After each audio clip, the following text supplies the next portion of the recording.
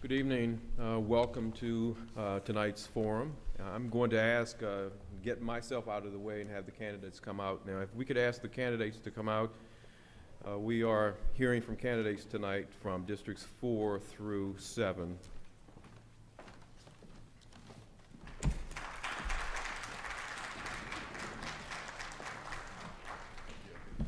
I'm trying to follow instructions. I'm going to mute my cell phone here.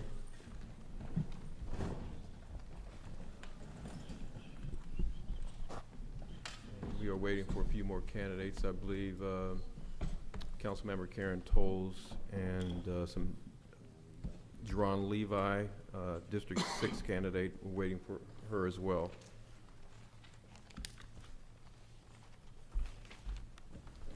I understand we're competing with the gubernatorial debate tonight, but what we're doing tonight is very important, just as important, because we're talking about our community, Prince George's County.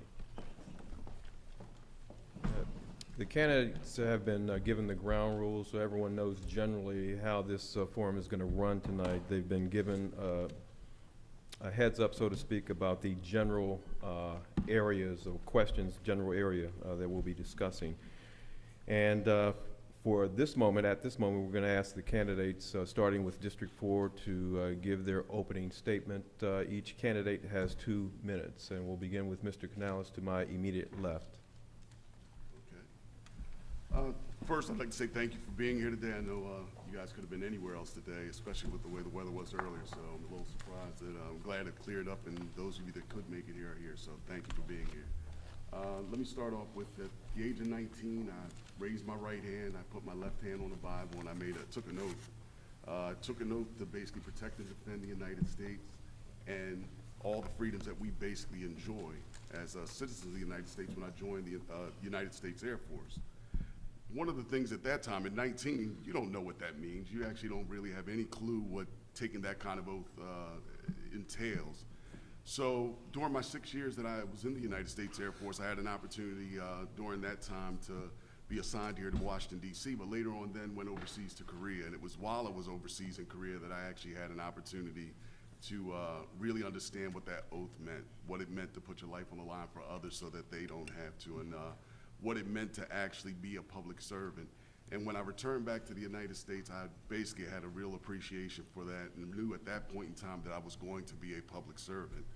I later on had the ability to join the Prince George's County Police Department and spent 21 years with that agency.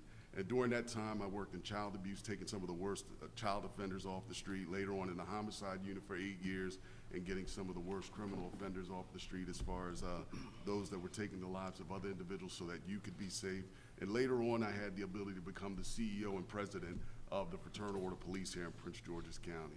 I developed skills dealing with negotiations, having the ability to work with county council and state and local issues, and having the ability to basically represent the men and women of the Prince George's County Police Department and law enforcement throughout the country. So I'm here today saying that I've taken those skill sets. I believe I'm prepared, ready, willing, and able to take on the challenge of being your next county councilman, and I ask for your support. Our next candidate, District 4, Todd Turner. I'm assuming we got to move these a little bit closer so you can hear us. First of all, I want to say good evening. I appreciate the opportunity and Alpha Phi Alpha for hosting this evening's forum and for the partnership and important issues that this county is facing. I first, before I get started, I do want to introduce my wife, who's in the audience, decided to come out this evening. So I want to thank her for coming out. She doesn't always get that opportunity, so I'll try to do my best not to embarrass her tonight. I too have committed both my personal and professional life to public service. First, serving currently as a council member in the city of Bowie for the last 8 years, been elected 5 times, and also working for Prince George's County, working for the Prince George's County Council for the last 12 years, most recently as the legislative officer or attorney for the county council. And I did this because I believe not only in this county, but you have to lead by example if you want to improve your area. My family made a choice about 13 years ago next month to move to this area, and we wound up moving to Prince George's County, And as somebody, I wasn't sure where I was going to be when I first came down here, but I've been given the opportunity, and I think that's the opportunity that every resident in Prince George's County should have. I know I recently attended the State of the County address by the county executive, and he did kind of a reference back to where we were just 4 years ago, where we had, corruption and scandal. We had a negative perception in the rest of the region, and a lack of trust by our county residents. And I say that we've come a long way and have a good foundation.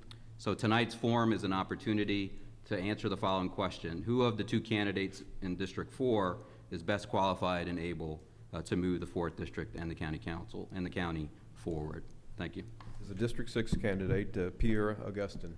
Thank you. Thank you. 235 years ago, my forefather, who were free black men from Haiti, willingly left their family and loved ones to come fight for this country. It was the first time in history an all-black regiment ever served in the French army and in the battlefield of this country. At the height of the battle, when the Allied forces faced destruction, my forefathers fought with bravery, shed their blood, and were credited for saving many lives. Today, I stand on the shoulder of my forefathers to proclaim two bold visions for Prince George's County. Number one, 10 years tax-free zone to attract $100 billion to create 1 million jobs. Number two, transforming Prince George's County Public School into academic excellence by 2018. And one last thing, I'm here most importantly to find out what matters the most to you and how best to serve you. Because it matters to me that your voices are heard. It matters to me that your opinions are heard. Thank you. Jerron Levi. Good evening, everyone. First of all, I want to thank Alpha Phi Alpha and the AKAs for hosting this forum and giving us an opportunity to vet various issues. My name is Jerron Levi. I'm running for Prince George's County Council District 6. I am a former state delegate. I used to represent a portion of the district in the state capital in Annapolis. And I really entered the race because I am concerned about the financial health of many households across District 6 and in the county. One of the issues I have been emphasizing in this race is the recovery of market value, of our homes. We are lagging the region in recovering market value since the crash and the housing crash. And a lot of homeowners are upside down, have lost a lot of equity. We as a county have lost income. Poverty has risen. Food stamp rolls have doubled. So I'm really focused on the financial health of households and the issues that affect the financial health of households. I also want to pick up on some work I did in Annapolis around education, around ex-offender reentry. Most of the ex-offenders that leave the prison system in the state come back to Baltimore City and Prince George's County. We rearrest about half of them within 3 years. So I really want to focus on policies around that population. I also have some focused issues around education. I also want to look at policies designed to create more high-paying jobs, more high-quality jobs in the county. I have some specific strategies in mind. I look forward to talking with you further about those as the evening goes on. Thank you very much. Our final candidate from District 6, Kenneth Blanchard. Good evening, everyone. I'm Kenneth Blanchard, also a candidate for District 6. This is my first time in the whole political office, so I'm kind of enjoying the ride, if you believe it or not. Everything's a journey. I'm really happy to be here to represent Prince George's County, which I've grown up in. I've gone to school here. I've paid taxes here. When I wasn't serving in the U.S. military or as an intelligence analyst for the CIA, I've been home. And I want to make a difference in our community. I want to be the guy that you can call whenever you need something done. I want to be the person that you can remember that answers the phone and work for you. I'm here for you. I'm here today for that reason. And thanks. Our next candidate is incumbent District 7 Councilwoman Karen Tolles. Good evening, everyone. How are you today? I want to thank my sorors for hosting this forum, as well as the handsome men of Alpha Phi Alpha. I'm Councilwoman Karen Tolles, and I am the council member for District 7, and been in office for the past 4 years, first elected in 2010. And let me just say that it's been a wonderful experience to serve on the county council, and I'm smiling because it's so much that we do on the county council. And my colleagues and I often joke about either you have to kind of dumb down what you do, or it goes over, you know, so far, so much what we do that sometimes people don't understand. The county council sits as the district council where we do zoning matters. We sit as the board of health, and we make policy decisions. In this position, you need effective leadership to bring information back, to bring resources back, to bring funding back for your constituents. And since being in office, I think I'm positive I have done that for the people of District 7. I've brought back passed monumental legislation to have county residents be the first on construction jobs, from improving the public safety of our county to increasing the economic development of District 7. Just this week, the county executive and I had a tore down some blight in one of the communities in District 7. And so when I talk to the voters, I just ask that they look at moving forward and not moving backwards, and let's continue to keep District 7 going in the right direction. Thank you. Our next District 7 candidate, Mr. G. Falls. Good evening. First, I want to thank God for allowing me to be here. And for those that are not here, and for those that are here, may God continue to keep us in his good graces. I want to make it perfectly clear. 1 million citizens hold exclusive authority and power for the Prince George's County Executive Chair. 87,000 citizens hold exclusive power and authority for the 7th District Chair. This election will not be about individual pride, profit, prestige, picture, photograph, she, he, and what he, she, I, me, my said or would do. Rather, this election will be about issues facing 1 million citizens of Prince George's County and 87,000 citizens of the 7th District. Issues, and I don't have, the time's not gonna allow me to go through all the issues, but I'll briefly mention 2. 1, men marry men. 2, gambling. And 3, jobs. As I speak here, 200,000 Prince George's citizens do not have a job. I look forward to participating in this debate, and I look forward to discussing the issues with you. May God bless you. And now Mr. Bruce Branch, our final candidate in District 7. To my illustrious and dynamic brothers of Alpha Phi Alpha Fraternity Incorporated, the oldest and greatest Black Greek college organization known to man, to prospective voters and my fellow candidates, my name is Bruce Branch, and I'm seeking the position of council representative in District 7. This has been a long and arduous campaign that will soon culminate with voters choosing a leader on Tuesday, June 24th.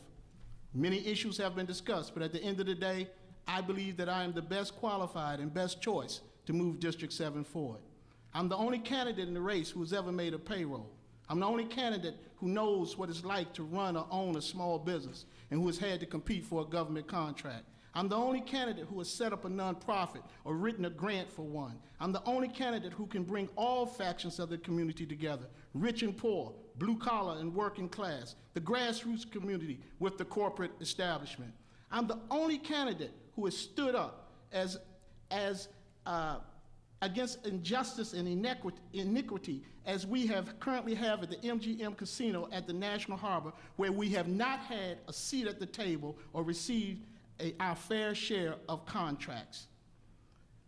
I stood with Ray Razor, a blind man in this community who was summarily evicted from his home, and no elected official did anything to come to his aid. My friends and my colleagues, documentation always beats conversation. And the record shows that we need a new direction and a new leader. The Bible says where there is no vision, the people perish. And I envision a community with a thriving economic base, a community where young people can flourish, a community where there are jobs for all, a community where potholes will be fixed, a community where we can have schools that will be the envy of the entire world. That's the community that I'm fighting for. I am a guy that will fight for you. I am a guy that will not embarrass you. I am a guy who will not let you down. Vote for me. I'll start with District 7, and this question is to you, Mr. Branch. What areas in your district would you target for economic development? And essentially, how would you use your office to improve economic development in those areas? First of all, over the past 4 years, we've lost a lot of businesses as a result of the incumbent's introduction of a bill called CB 18. We've lost more than 50 businesses, which has cost us millions of dollars. The first thing I would like to do is to put people back to work. We have a tremendous opportunity with the harbor. We have at the MGM Casino. We have tremendous opportunity with the new hospital. We have tremendous opportunity with the new FBI building. I would like to see returning citizens, some people call them ex-offenders, that get a fair share of those jobs. I would like to see a work here, live here provision in the MGM Casino bill. I would like to see us to take young men who are now on the streets, hanging out, doing nothing, and put them in valuable programs, working with grassroots organizations. That's the way we uplift the community. You uplift the community not by working from the top down, but from the bottom up. And until we get these young men who are unemployed and who have lost their direction in life, then our community will always be at the bottom of the barrel. Mr. Falls, same question. How would, what areas in your district would you target for economic development, and how would you use your office to improve economic development in your district? I believe that the driving force for any direction in the 7th District should be the vision that the people have. Prince George's County is one of the most talented counties in the United States of America. We have sufficient talent here to detail any vision that the citizens have. Now, in particular, jobs. As I mentioned before, 200,000 Prince Georgians do not have a job. We have a high unemployment problem that needs to be resolved. Now, I propose that we do this, that the people vision is they want to be employed. Therefore, we should put in a government that's going to fulfill that vision. And how do we do that? I propose that immediately that we start a massive public works project and put thousands of our citizens to work on public works projects. As an example, to bury the electric power grid beneath the ground. There's no sense in every time we have a storm, then the electricity go out. That's a needed project, and that can be done. In addition to that, for the future, the people envision that their youth will have employment once they go to places like PG colleges and other places. But when they get out, we will have brought in some industry for modern industry. Things like telecommunications equipment, solar equipment, batteries, et cetera, right down the main line. We have sufficient talent here, and we do have a talent pool here who could do the necessary planning to bring modern industry into this county and put our people to work now and in the future. Ms. Toles, your response to that question? Thank you very much. The question was about economic development, and since being in office, the way that I've used my position to garner economic development for District 7 is through my position as chair of the Safety and Fiscal Committee, and I'm going to focus on the fiscal component of that because that's very important. The way that you target economic development in District 7 is through the 5 metro stations, which I have done. As the chair of the Fiscal Committee, I sit in a position where any tax incentives, any tax breaks that they want to give anyone in the county has to come through my committee.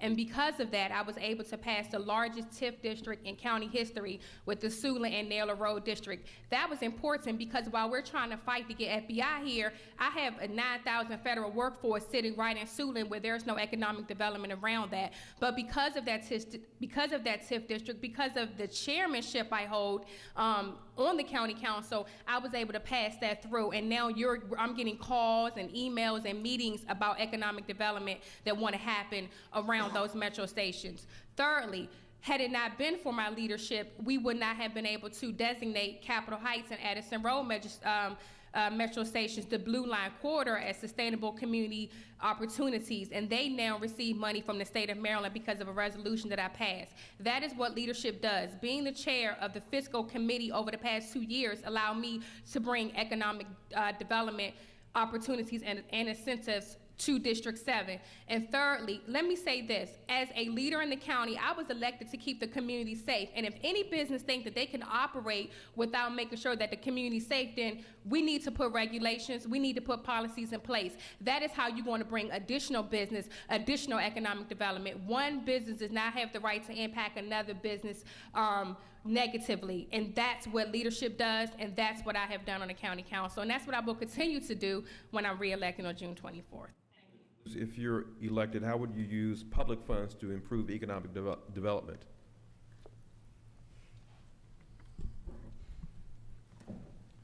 Once elected, we'll have to go through our books and see exactly what we can do. But off the top of my head on that question, I'd say there's an education that needs to be done, both business development, incubators with our young people, folks that don't have jobs right now. There needs to be kind of an open door tutoring session where we can get folks thinking about creating their own wealth, just getting people busy to do what matters to them.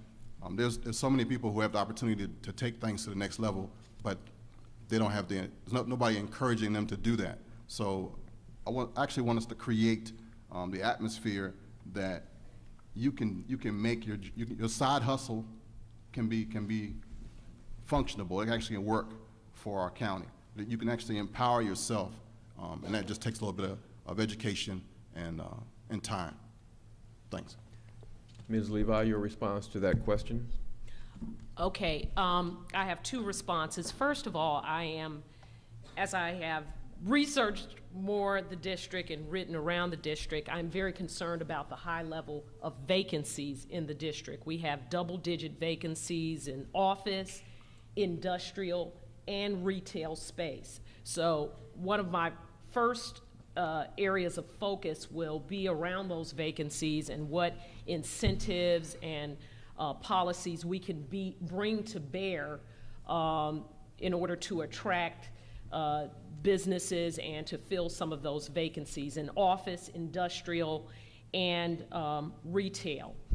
And there's some opportunities in the state for that. Separately, a county council member has about $100,000 in grant-making ability. And with that grant-making ability, as a delegate, I took $0 and used that basically to create a $1 million advanced math project in and around my district. I would have $100,000 in grant-making ability, and I intend to use that $100,000 to make $10 million in various federal and foundation grants for various issues. One of the tables that I want to host a table around education. I want to host a table around ex-offender reentry. And the other table I want to host is around technology transfer. We are fortunate in this area. We have over 40 federal labs and research institutions in our area, and that is a job creation engine. When you go up Route 270, one of the reasons all of those biotech firms are there is because the National Institutes of Health is there, and that research has migrated into the private sector with new products and created jobs for that area. I want to do the same thing here. It's complicated, but it can be done. I hold a bachelor in political science, a master's in public administration, and a master's in business administration. The issue of economic development is twofold. One, Prince George's County has not having a problem of attracting jobs, but having a problem of okay, let me rephrase. For every job created in this county, we are losing 1 point job. There's a negative job growth. That is why I have proposed a 10-year tax-free zone to attract $100 billion. Why? it is the private sector that make this country so great, so powerful, the entrepreneurial spirit. So therefore, I intend to, currently there's a 50% tax credit for angel investors. I propose a 100% tax credit for angel investors to ignite growth, to ignite investment, so that we can create in 3 sectors: high tech, biotech, and business services, because all the job creation in this country, especially the high growth, I'm not talking about the mom and pop operation, I'm talking about company like Google, company like Google. So which means 90% of the job growth are from high tech firm. So that is why the 10-year tax-free zone will attract $100 billion from investment community to create $1 million job. Okay, the next question is for Mr. Turner, Todd Turner, District 4. What, if any, modifications would you make as council member to Mr. Baker's approach to economic development? I appreciate the question. I think one of the things that we have to remind ourselves, as the county council, as a legislative body, we're not the chief executive. However, we have to work cooperatively with the county executive in order to move this county forward. One of the things that's interesting, I know the county executive touts the Economic Incentive Fund as a strong base for attracting business. And I can tell you that City of Bowie actually did our fund prior to the county doing their fund as a means to piggyback on those opportunities, and we've been able to use that working with the county and the state to keep our largest employer in the county and in the City of Bowie. I think the focus has to be, like in any opportunity, seeing whether or not that works. I think the most recent review that the county council did of the economic fund indicated that there were some other areas that we need, that it wasn't being taken advantage of by those companies that we thought when we set aside the $50 million to attract them. So what we have to do is work a little bit harder with respect to the businesses that are there. I know, working obviously with our chambers of commerce, both our local chamber as well as our Prince George's County Chamber and the Business Roundtable, we have the mindset and the experience in order to move economic development. One of the other things that we need to take advantage of that, again, the city has partnered with Bowie State University and the county, was developing a business incubator program at Bowie State University. And this was focused, unlike some of the other business incubators around the state, which are more focused on high tech, this was to attract small businesses. At least in the area around Bowie, almost 1,500 businesses are small. About 80% of those are small businesses. And so we wanted an opportunity to grow those businesses and make sure they would stay both in the city and in the county. So we need to focus on those as well. Thank you. Mr. Canales, how would you, if elected, suggest improvements or modifications to Mr. Baker's economic development approach? Well, I mean, and I think all 3 of these questions kind of play into this. First and foremost, when you talk about modifications, I think the biggest modification that we have to look at is advocacy, strong advocacy, leadership, and basically moving this plan forward. The Economic Development Fund has been put in place, and actually, as Mr. Turner just stated, I mean, there have been attempts to basically, and they're looking at how this is being utilized. But the biggest thing that we wind up missing, and he started to touch on it, is our small local and small minority businesses that currently exist within the county, and doing what we can to ensure that those individuals are brought to the table, that we do what we can to ensure that these groups that are, these small businesses that are out there are nurtured, developed, and basically provided with the ability and the capacity to participate in some of these programs that are currently going on within the county, be it Westphalia, the hospital, MGM, and doing what we can to create jobs locally, to have those individuals that basically work and play here, whose kids go to school here, have the ability to have a job here and not be simply a bedroom community where they sleep, eat, and then they go off to work over in DC or in Virginia. So I think primarily if there's any modification that needs to be done, I think we're moving in the right direction, but it has to be a much stronger effort to get this done. The other modification as well would be perception. I know individuals like to talk about crime, they like to talk about education, but I think we are basically moving in the right direction. Crime is down. Our education system is being worked on, and I think it is moving in the proper direction. I think the county executive's approach to education, basically taking some of the onus of what the education system does moving forward, and the council's ability to participate in that process as well, will help basically increase economic development here in this county and make us attractive. We have to stop putting out the negative perceptions of what this county is and start touting it, and that's what I would bring to the table. That's what I believe I would do to help modify that, if anything at all. Next question, transportation. We're going back to District 7, and Mr. Falls, will begin with you. As council member, how would you suggest improving transportation in Prince George's County?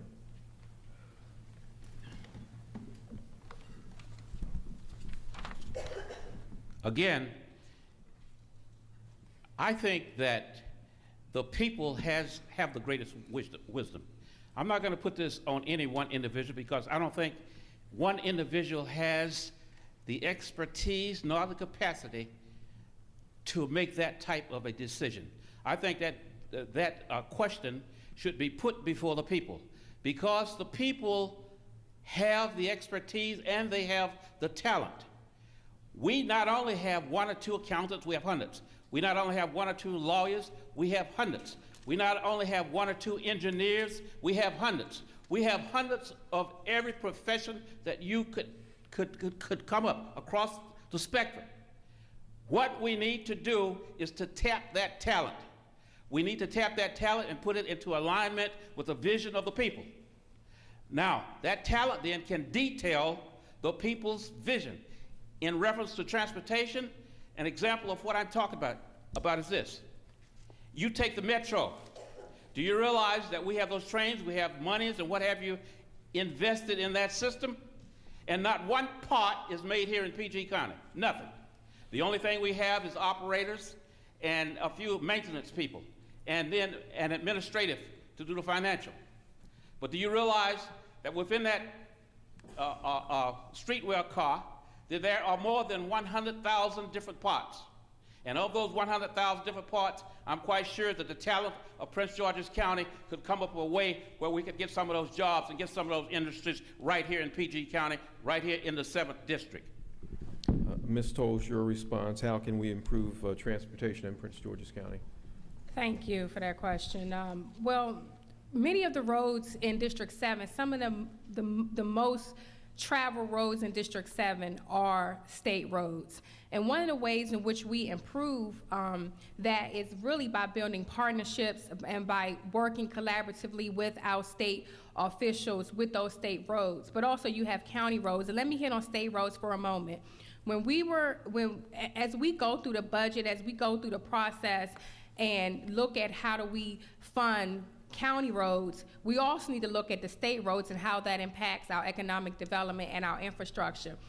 Since I've been on the county council, in 2 years, I've been on the county council almost 4 years now. In 2 years, I have invested over $10 million in sidewalks and road improvements in communities, not just in Prince George's County, only in District 7, invested over $10 million. That does not come by accident. That comes by leadership. That comes because I have been on the Transportation, Housing, and Environment Committee since I took office from day one, and currently I vice chair that committee.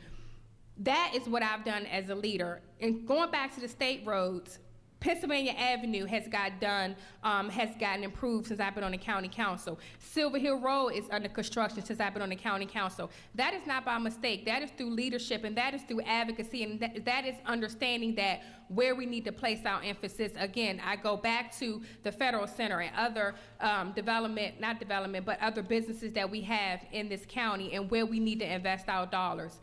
I will say lastly that we need to invest, work with Metro to improve and to get the cars off the road so people can ride Metro more often. And I've also worked with Metro to do that as well. Thank you. Mr. Branch. Yes, I'm very happy to hear about the money that has been invested on the roads in District 7. But each day I ride up Silver Hill Road and it's like an obstacle course, bumps, ditches.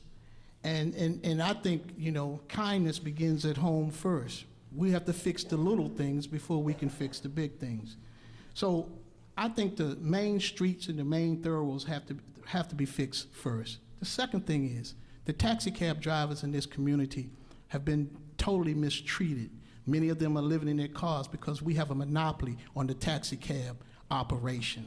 Thirdly, the other thing that's very, very important, I think we have to support our major rail system. I would be in support of the proposal that I recently saw for a streetcar system that would go through District 7, especially if we could develop a major cultural arts place within our district, sort of like we had during the Harlem Renaissance, so sort of like Adams Morgan, where businesses and restaurants could thrive. I think it would go hand in hand in increasing the economic viability of our community. As a council member, to improve public safety, to lessen crime, to improve public safety? Well, certainly one issue is ensuring that we are putting the public safety as the second largest budget item in the county's budget, and just ensuring that we are properly funding our public safety programs. But I also think that we have to look at it a little differently. That is why I'm focused on ex-offender reentry, because as I mentioned, we rearrest about half of that population within 3 years. And I believe if we focus on programming and policies around that population, we can affect public safety. I also think that we need to take some steps around witness intimidation. Witness intimidation is a very big issue in the county. It scuttles a lot of prosecutions. So in addition to making sure that public safety programs are funded well in the budget, I also think that we need to take some strategic approaches around ex-offender reentry, witness intimidation, truancy. There are these small things that create big problems crime-wise. I've walked recently in District 6 some communities that are having daytime burglary problems. If you're in a community frequently with daytime burglary problems, daytime auto theft problems, graffiti problems, it's usually connected to a truancy problem at your local high school.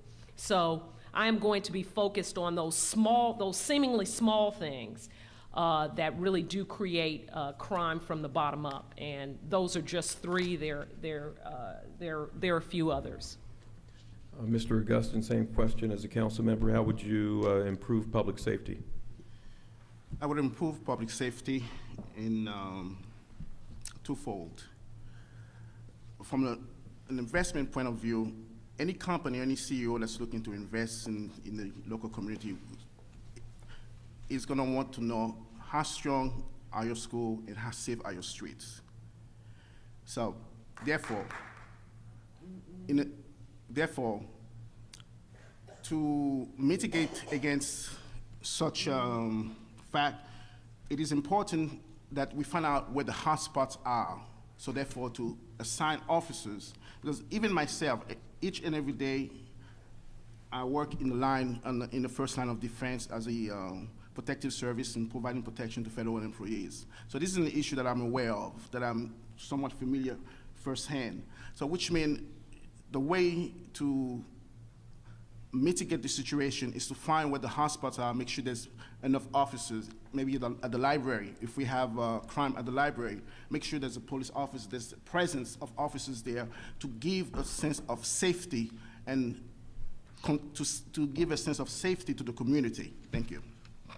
Mr. Blanchard. Protecting our citizens is one of my key points. One of the things I'd like to do first is look at the budget, see where we can invest in our future, where does money need to go, and then have a conversation with our police and all those who secure our neighborhoods, see what's up, what do we need, and then from that dialogue, we allocate the money as necessary. Nothing goes if your protection, your security is not straight. You can't grow, you can't learn, you can't think. Taxes won't change things. You have to make sure it's a safe environment. And making Prince George's County safe is one of my top concerns. Thanks. Okay. We're going now to District 4. This question is from the audience, from Mike Bird. What do you perceive as the largest obstacle or barrier to protecting the county or projecting the county to the next level? Let me read that again. What do you perceive as the largest obstacle or barrier to projecting the county to the next level? Mr. Canales. I started in my previous question, basically dealing with the issue of perception around here. You know, crime is always going to be an issue that we have to address, as well as education within the county. But the biggest problem that we have here right now, I believe, is some of it is driven by us, and that's the fact that we don't tout our own successes. We love to allow the media to sit back, or other individuals who don't even reside in our communities, to tell us how bad we're doing. They will glamorize a small issue and take it and run with that, and we don't do enough to talk about all the great things that we are doing. Crime is down in this county. Whether or not you believe that or not, it clearly can still be driven further down, and there are efforts that should be done to do that. But in order for us to help address the economic development issue, we have to start addressing the fact publicly that crime is down, that we are comparable to most other suburbs in the state of Maryland, and that we are a jewel, a place where the county can where you can come and you can prosper and business will grow. We also have to basically be supportive of our education system and doing everything that we can to ensure that our successes in education are being touted. Are we where we should be? No. But are we moving in the right direction? Yes, and we should be doing everything we can to support our educators, to support our principals, and to support our children and make sure that they don't hear the negative, that we're providing them with positive feedback. And lastly, when we talk about the budgeting aspect, yes, public safety has to be funded, but I also think that when you talk about public safety, it's a collaborative effort. It's not just police, fire, it's actually our education system, it's our hospitals, it's our other public service entities that are out here, be it the housing department, be it individuals within a psychological services department, be it our hospital services. We have to invest our dollars wisely and stop focusing on one particular area. It's a collaborative effort, it's a group thing, and we have to look at it as a total package when we're trying to figure out a plan on how we move forward. Mr. Turner. Thank you for the question. And I think it is, as was discussed, a perception problem. I think sometimes we are our own worst enemy as we talk about our county, and we have to have. And if we can't be positive about our county, how do you expect any other place within this region to be positive about our county? Those issues include, economic development, education, public safety, and having leadership. I mean, that's what it comes down to. As elected leaders in this county, you have a responsibility to make sure that you get that message out and that you lead by example. And that's something that I've tried to do as a local elected official in the city of Bowie. And also taking regional leadership positions. I know we had a transportation question earlier. I actually served as the chair of the Transportation Planning Board for the Washington, D.C. region. And we worked on projects, and one of those things, and just in response to the transportation question, one of the things about improving our transportation system is getting the resources in order to be able to pave the roads, be able to expand mass transit and bus service to other parts of this county. And through the efforts of this regional body, we saw that come to fruition, particularly with the state of Maryland making a decision to move forward with additional funding.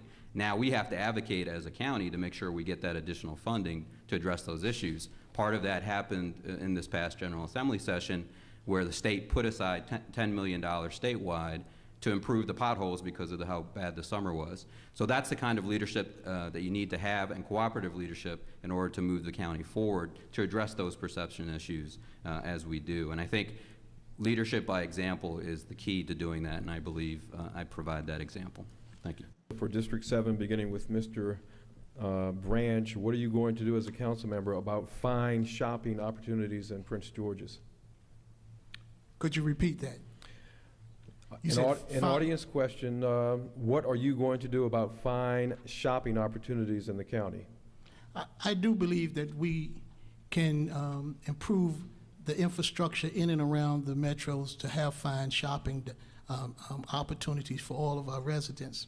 However, I don't want that to get confused with major gentrification efforts that are now underway in that community. Why is it that in a community that touts itself as the greatest and most affluent African-American community in the nation that we can't have great stores owned by African-Americans? Why is it that we can't have fine dining opportunities operated by minority vendors? This is the misconception, and this is the miseducation that we have had. General Motors wasn't always General Motors. It started out as a small business. I'm for small businesses. I'm for small businesses, and I'm for opportunity. A lot of people are automatically shut out in the process when they don't have opportunity. I believe there are creative people. I believe there are wonderful people. I believe there are talented people who just won't get an opportunity in this new day of gentrification when we bring in major corporations and replace them and replace little small businesses because they're small today. Just because you're small today doesn't mean you have to be small tomorrow. The Bible says, do not despise small beginnings. I believe we should live in a county where everyone has a fair chance and everyone has an opportunity. Mr. Falls, your response? What are you going to do about fine shopping opportunities in Prince George's? Okay, again, I believe that the current image of Prince George's County is misdirected. We can't eat, retail shop, and gamble out of our way of this economic situation. We can't continue to go down that route because that is a dead-end route, and the result of that route is a worsening of the situation. Now, I propose, and the citizens' vision is that 200,000 Prince Georgians will have an opportunity to get back to work. And how do we do that? We do that by tapping our greatest resource, and it just so happened not to be money. Our greatest resource is our mental ability that's wrapped up into all of the various professions that we have. We should tap into those professional resources and let them come up with a plan other than eating, gambling, and retail shopping, which we don't have the monetary base to sustain. Put in let them come up with a modern economic plan to bring in modern manufacturing to give us a base of revenue for the families. Ms. Tolles. Thank you. I just want a clarification. Was your question just fine dining for District 7 or for Prince George's County? Prince George's County. I think that Prince George's County, we are a great place to live. And I think that we are moving in the right direction. Some people may not like the fact that you have a resort casino coming to the county, but one thing we know for sure is that the people of Prince George's County voted for it, and one thing I know for sure is that we have to allow them to come in this county because it's now law. And so with that, you will have some finer options. And I know that because I'm part of those discussions. Again, through my leadership as chair of the fiscal committee, I am privy to all those conversations, privy to those discussions, and asking those questions. Also, you look at the National Harbor. I can't stand here as a Prince George's County native, or sit here rather, and say that we are not moving in the right direction. Could we have better eating establishments than our other jurisdictions? Sure, we could, but where we are moving as a county with getting the national, getting the casino, but also in what we have in the National Harbor, you take those opportunities and you take those restaurants and amenities that we already have, and you build upon that throughout Prince George's County. So places like District 7 can be the spill-in and to gain from that revenue that's coming in to put back into our communities in District 7. We are moving in the right path. As I mentioned, the tax increment financing that I passed on the county council will allow for more incentive opportunities to come in, which make us more viable for economic development, for the better eating establishments that we do want. But don't let anybody tell you that we are not a great county and that we are not, that we don't have fine dining options. We can always do better, but I can't sit here and say that we are not moving in the right direction. So thank you. I see some candidates want to respond to others, but under the ground rules, please understand that's not what was agreed to. So please understand that. We are now moving to another audience question. This is for District 6, and we will begin with you, Mr. Blanchard. This is an audience question. Given the events this week in Fort Washington, where several people were displaced from their homes because of, quote, mudslides, how would you address the problem of decaying infrastructure throughout Prince George's County?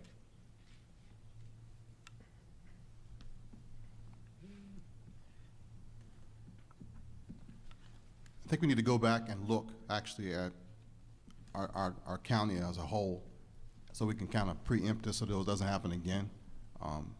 That one kind of caught us off guard. I would have never have thought that would happen in this county, but we are a little bit too reactive and have to do a bit more in our planning and to be proactive in this whole thing.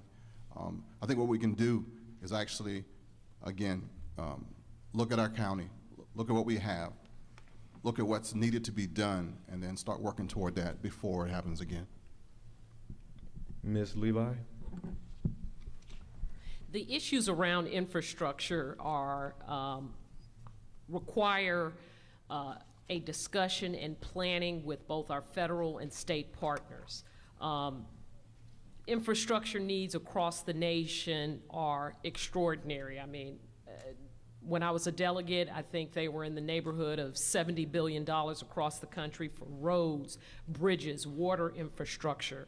WSSC has numerous breaks per 100 miles of pipe under the ground. The water infrastructure is very needy. It is a tremendous challenge, and it is not a challenge that we can solve alone. We do have to do that regionally. We do have to do that in consult with our federal partners. And it simply have to advocate both at the federal and the state and with ratepayers to make the kind of strategic investments we need in our water infrastructure, in our roads, bridges, and other infrastructure needs. It's a tremendous challenge, not only here in our area, but across the nation. And it's a taxpayer issue, it's a ratepayer issue, it's a fee issue, and we are challenged with how to come up with the funding to provide that financing. But I am committed to advocating actively for District 6 to get those type of investments made in partnership and in collaboration with all of the partners around the table. Mr. Augustine. First, I will assess the situation, find out, because zoning laws govern in those situations, find out, okay, is there any zoning laws that were violated? If so, why? And basically find out, how to prevent such incidents from occurring in the future so that we have a safe community. Okay. I've been asked to announce that we have a few candidates in the audience. Warren Christopher, who's a candidate for Congress, 4th Congressional District. Mr. Etienne Jr., candidate for County Executive. And Peggy McGee, candidate for Clerk of the Circuit Court. We have another audience question, and we'll begin with Todd Turner, District 4. And the audience question reads as so: what is your plan to improve the educational outcomes of children in the Prince George's public school system in preparation for the 21st century work environment? Appreciate that question. I was waiting for the education to come up this evening. I will say this as a start. As a product of the public school system, not here in Prince George's County, but where I grew up, I'm a proud father of 2 daughters who attend public school currently in Prince George's County. I know my wife and I have been very pleased and made the decision for them to stay in public school. And I say that because we were at a previous forum in District 4, and one of the comments were that, you know, if you want to improve the education system in Prince George's County, then you want people to be invested in that system. And I think by taking that, by leading, again, by example, and making sure that my daughters get the best education they can at public schools, I think, again, that gives us the opportunity. I will say this, as a county council member, you know, our authority is primarily legislative and budgetary. As everybody knows, and I have a copy of the budget summary, you know, 2/3 of the budget in Prince George's County goes to our public school system, almost $1.8 billion. I think as a member of the county council, obviously I'm running for county council, I'm not running for the school board, so I'm not going to talk about the policy and Common Core and those kind of issues. Not to say that the council doesn't have a role with respect to some of that discussion, given the structure of our school system as it currently exists. However, I think we have a fiduciary responsibility to make sure that $1.8 billion is spent appropriately, so that money is actually going to the classrooms and to the teachers and the administrators to be able to have those successful outcomes for our kids. Although I've had a great experience with our public schools in Prince George's County, I know that's not everybody's experience in this county, but I think we need to get to that point where everyone feels confident and provide those resources and making sure that money is being spent wisely. Mr. Canales. I would, again, it starts with funding. I mean, I think primarily the county's done a job, up through this point, has done its part as far as fully funding the school system. The issue now is that we, as a county council and even as the county exec's office from the executive branch, have not been fully engaged within the process. Usually it's you give the money, you wash your hands of it, and you kind of step away and go, it's the Board of Education's issue. It's not, and you just kind of monitor at that point. I think after the most recent legislative session, well, previous session when the changes were made within the structure of the school board, it's been made abundantly clear that we all have a responsibility to basically be actively engaged and participating within our education system. No one gets a free ride, and no one gets the ability to sit back and say, we didn't know, we didn't participate, or all we do is just fund. So my role as an elected official, once I serve on the council, would be to be actively engaged in our school board process to actually ensure that we're keeping track of funding, to make sure that my constituents' needs and desires regarding how we can help our educators do a better job, that we are engaged in that process actively. You asked about ways that we could sit back and enhance enhance education. I believe part of that is through technology. Kids are now dealing with tablets, the internet.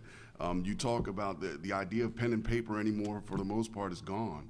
So we have to basically provide the resources and the tools so our kids, when they graduate, have the ability to jump into a process, into a job environment that actually revolves around that. So we have to do everything that we need to do to ensure that basically we are engaged and we're practicing and we're participating in the system. And we all have a responsibility to do that. And once elected, I believe I will be actively engaged in advocating on behalf of our children to ensure that they get all the resources needed. Next question, we're going back to District 7, Mr. Branch. This is another audience question, education related, pretty much the same as the last one. Most of my friends don't even consider our public schools as an option for their children, opting for private school. What will you do to improve the perception of our public schools? Mr. Branch. All right, and I too agree with that statement, because that's the hypocrisy of the Prince George's County democracy. I think the key is early childhood education. I believe studies will show that if you can get to a child early, then he has a fair shot, even if he's from a low-income, economically disadvantaged family. Currently, we have a situation in our school system where 57% of African-American young men do not graduate. Another 70% of those men, if they do get to college, they need remedial help. That tells me that there's a failure somewhere in the system. So what I propose to do is that we have to make our schools more competitive. The first thing we have to do, nobody wants to go to a school that's falling apart and that's deteriorating from the inside out. You want to feel proud to wake up every morning and go to your and become your Suitland Rams or wherever you go, Forestville, Potomac High School. You want teachers that care. And one of the things that we have failed in our system and failed in our community in particular is that we don't have specialty education schools. And what I'm talking about schools that, like Banneker High School, where you can have STEM programs. I'm talking about schools where you can have vocational programs for young men to produce carpentry. And at Cardozo High School in Washington, they actually have a school that allows the kids to build houses.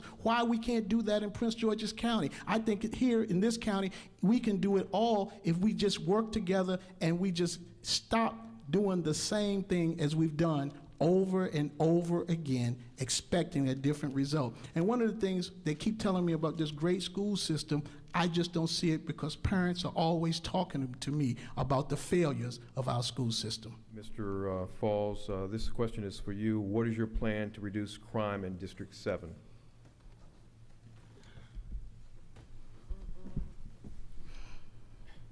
Again, it goes back, crime, there are two aspects of crime.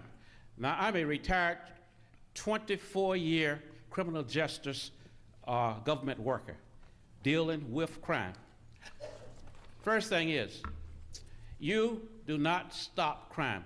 The police chiefs around here will tell you it's impossible to stop crime. You don't do that. You can only do two things. You can only contain it or prevent it, okay? Now, the vision of the people in Prince George's County is they want crime prevention. We do not want our young adults and our youngsters ending up in prisons. That solves nothing. So, how do you do that? You must get to our youth at an early age, between the age of 1 and 14. Now, the resources, we have enough resources. It's not the idea we have to go out and increase taxes or whatever and come up with some other type of revenue to fund a different approach. We have the necessary resource. And one of the things the citizens are talking about is consolidating the county police, the Department of Parks and Recreation, and Human Services into one unified department to be known as the Department of Public Works and Safety, with a focus towards solving this crime problem. Ms. Tolles, can you answer that same question, please? Sure. Can you repeat the question? How can you reduce crime in your district, District 7? Well, again, I just go back to some of the things that I've done. For the past 2 years, I've been the chair of our Public Safety and Fiscal Management Committee. We talked about education. Education gets 60% of our budget, 18%. The next largest budget is public safety, which is the police, the fire, the courts, state's attorney's office. That's 18%. So I essentially chair the largest committee on that the county can make provisions on in county government. We can do very little in terms of moving around the money for education. So let me say this.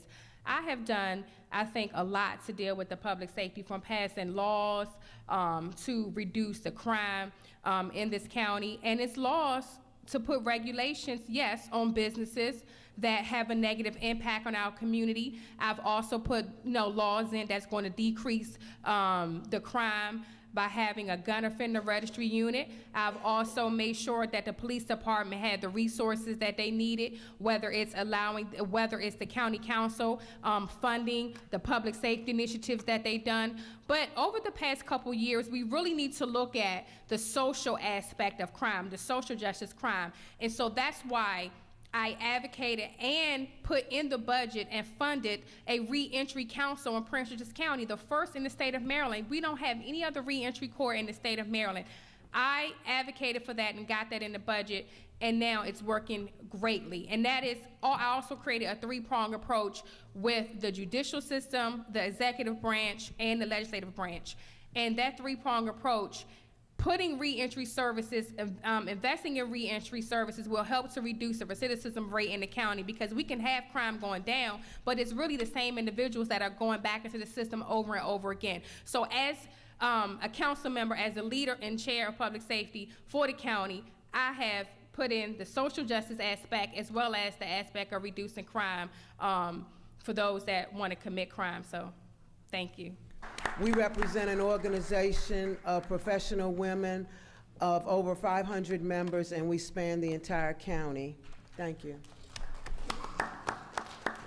Thank you, Kim. And again, I'd like to repeat my thanks to all of the candidates for being here this evening. I know that you have many demands on your time, and you could have been a number of places, but we appreciate the time you've spent with us.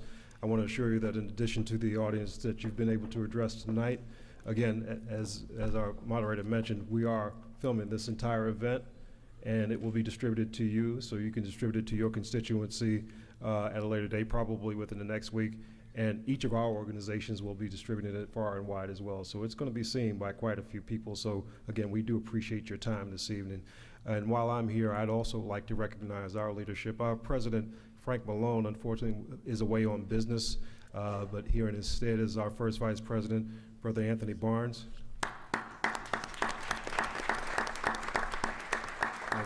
He's the first vice president for the Pi Epsilon Lambda chapter. I'm going to take the privilege to also recognize the leadership for the Kappa Epsilon Lambda chapter. Again, the president of that chapter, Brother Perry Foreman, is also away on business, but I understand vice president for KEL, Mr. Ben Watkins, is here with us tonight. And I'd like to ask all of the brothers from both of the chapters, Pi Epsilon Lambda and Kappa Epsilon Lambda, if they could just please stand and be recognized very quickly.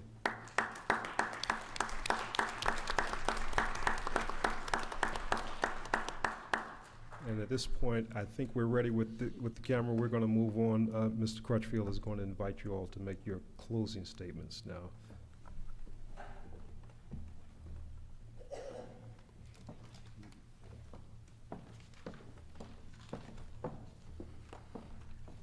We are going to, as Mr. Harris said, begin with our closing statements, and I understand the candidates each have 1 minute, and we'll begin with District 4, Mr. Canales.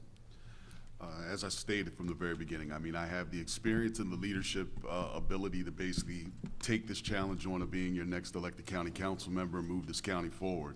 I've been blessed to be a member of the United States Air Force for 6 years, blessed to have a 21-year career with the Prince George's County Police Department, and blessed to have served 6 years as president and CEO of the Fraternal Order of Police here in Prince George's County, representing a multi-million-dollar corporation there, and actually serving currently still as a trustee on a $700 million pension plan. I have the ability to basically do the job. I have worked with our local, with our state, and with our national leaders on a number of different efforts. And I believe that I bring that experience and that ability to lead to this job. And I'm asking for your support. And I would like to, again, thank you all for basically hosting this event and having us here. And those of you that are here today, thank you for taking the time out and coming here. Mr. Turner. Thank you. I also want to thank everybody for coming out this evening, and again for Alpha Phi Alpha and AKA for hosting the event. Hopefully it was informative and you were able to get some of your questions answered. I use this analogy. I know I talked about my daughters a little bit. My daughter is going to turn 16 actually the day after the primary day, so no matter what, I will be celebrating, at least that occasion. However, my daughter also has now got her driver's learner's permit, unfortunately, so be careful. I'm giving you fair warning. But also, she got her first job, and so when we were talking to her about that opportunity, it was about a situation where when you're going in for the first job, you don't really know what you're doing, you don't really have the skills and experience, and so hopefully you get the opportunity, and she did get the job. With respect to me, I would say I've already done that job, and I'm asking her for a promotion for the residents of the County Council 4th District, because I believe I'm prepared to lead and have shown and proven my leadership. So I humbly ask for your support on June 24th. And the last thing I would say as I see the stop is I want to make sure I wish all the mothers out there a happy Mother's Day this coming Sunday as well. Thank you. Mr. Augustine. Thank you. The scripture says, without a vision, the people perish. My vision for Prince George's County can be summarized into 8 words. No hope of greatness for Prince George's County. I cannot do this alone. That is why I'm here. I'm here seeking your support and your vote. On June 24th, 2014, I'm asking for your vote. I'm counting on you. Thank you. Ms. Levi. Thank you, everyone, for having me and for having all of us. I want to invite you all to visit my website, www.votelevi.com. District 6 has been a robust district on the council. I think it's unfortunate that the incumbent is not here, but I think District 6 can be robust once again. Although this is a wonderful county to live in, we do have real challenges. Recovering the market value is one of them. Getting our education system out of the perennial second to last place in the state is another one of them. We do have challenges. We need a leader in District 6 that is going to roll up their sleeves, get in there, and be about the business of solving the great challenges that our community face, with solutions, with vision, with a record of accomplishing things in office. So I ask for your vote, and I also ask for your contributions. Mr. Blanchard. Thanks for the invitation for Alpha Phi Alpha and AKAs. Thank you for your graciousness. I'm running for County Councilman of District 6. My name is Kenneth Blanchard. And as when I minister to couples about to get married, I talk to them about the two things that matter most sometimes in marriage, and it's past the love, it's past the lust, it's deeper than that. It goes into money and communication. As your council person, I'll be the guy that deals with money, and I'll be communicating what I do back to you. Thanks so much. Ms. Tolles. Thank you again for hosting this forum.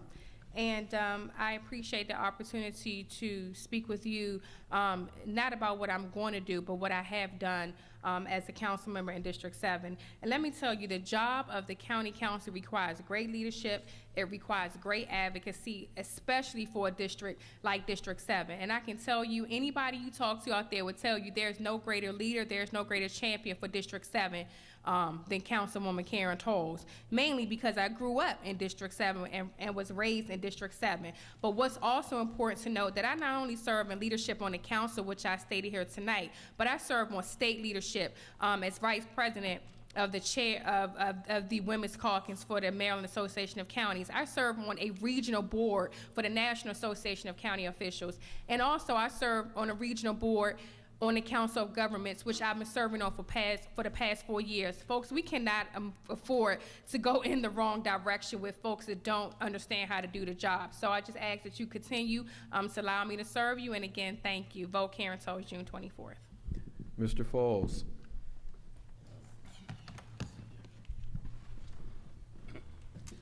Again, I would like to thank God for allowing me to participate in this meeting, and may God continue to keep all of us in his goodness and mercy. Like I said, this election, this is serious business. We're talking about Prince George's County, 1 million citizens. We're talking about the 7th District, 82,000 citizens. These are real people. They have real problems, and they're facing real economic issues. Be wise with your vote. Get the people out to network, communicate, advertise, do whatever. Get the people out to the polls. Let them vote. Let them exercise their democratic right to vote and to set a direction for this county. With that said, God bless the 7th District. God bless you. Thank you very much. Mr. Branch, you have the final word. At the end of the day, personal accomplishments are great, but what you do for the people is better and more efficient. Today I come to you as I close to say, are you better off than you were 4 years ago? Are your schools better? Do you feel safer? Are seniors being protected? Are there jobs? Are young people engaged in the political process because of the inspiration of a leader? Are constituent calls being answered? These are the things that we have to address. I know this is a tough business. A lot of things are said in the heat of battle, but at the end of the day, it's not about the candidate, it's about the people. And I am a person who is about the people. My record shows it, my life shows it, and my commitment to those who my father calls the least of these has proven it. Vote for me on June 24th. Okay. Thank you. Thank you all for coming out tonight. Candidates, Districts 4, 6, and 7. Great forum. Wish you luck. Good luck in this upcoming primary. Good night.